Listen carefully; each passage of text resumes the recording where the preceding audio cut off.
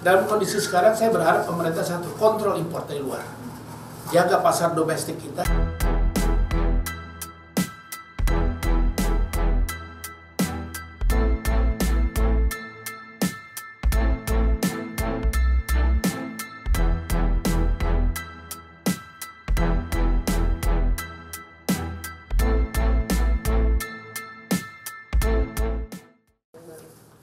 Yang pasti kebijakan yang diambil oleh Donald Trump ini memberikan dampak yang besar kepada industri kita yang berbasis ekspor yang tujuannya ke Amerika.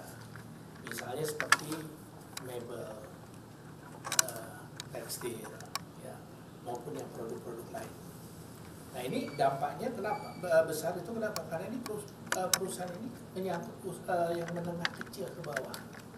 Ini harus menjadi perhatian. Nah, sebetulnya menurut saya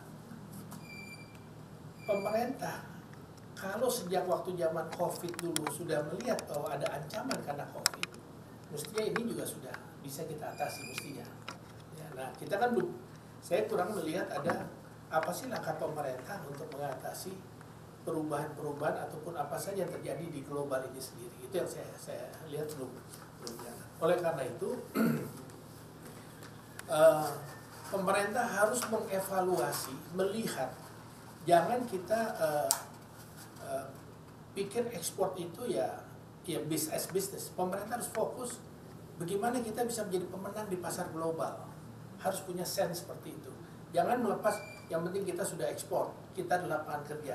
Selama ini saya melihat pemerintah masih seperti itu.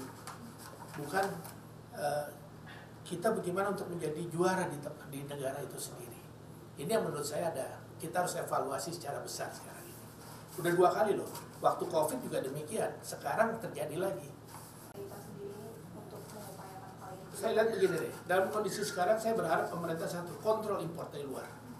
Jaga pasar domestik kita, jangan sampai dalam kondisi sekarang ini justru kita membuka pasar kita untuk produk-produk dari luar. Jangan lagi pemerintah mengatakan, ada pernah yang mengatakan bahwa ini oversupply di Cina sehingga masuk ke Indonesia. Itu cara berpikir yang salah menurut saya. Pemerintah harus fokus, harus punya sense, komitmen kepada bagaimana mendorong industri dalam negeri. DPR saja pada waktu masa COVID berupaya untuk mendorong mewujudkan undang-undang Omnibus Cipta Kerja. Apa hasilnya? Kan belum ada. Ini kan pemerintah lagi. Gimana pemerintah mengimplementasikan daripada undang-undang itu sendiri? Jadi tim negosiator itu bersama dengan Kemenko Perekonomian kan dikatakan mestinya harus, saya kira harus, kan ada Kadin. Kadin juga bisa melakukan lobby-lobby dengan mitranya di Kadin di Amerika. Saya kira itu ada bisa, dan itu tepat dilakukan. Cuma daripada itu menurut saya ini adalah sinyal atau kita diberikan peringatan yang kedua. Yang pertama itu COVID. Yang kedua sekarang ini. Kita apa yang menjadi ini kita kepada bagaimana kita untuk mendorong industri dalam negeri. Menjadikan Indonesia sebagai negara industri yang kuat.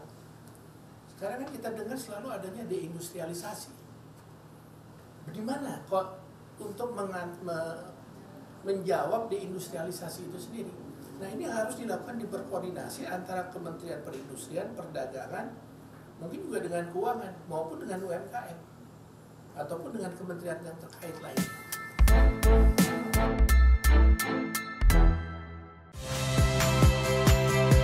Saya Friska Clarissa. Saksikan program-program Kompas TV melalui siaran digital, pay TV, dan media streaming lainnya.